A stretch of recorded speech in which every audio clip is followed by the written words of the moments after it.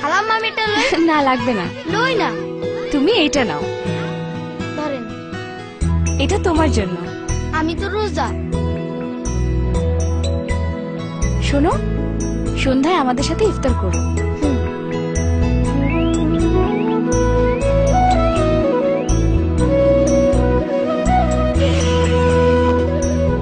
আসো আসো। আমার ইফতারটা বাসে লয়ে যাই। আমার বইনের রোজা।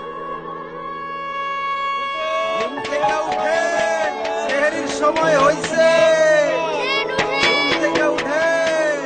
হ্যালো ভাবি, আমার একটা প্ল্যান আছে। অবশ্যই সম্ভব। হ্যাঁ, প্রতিদিনই সম্ভব।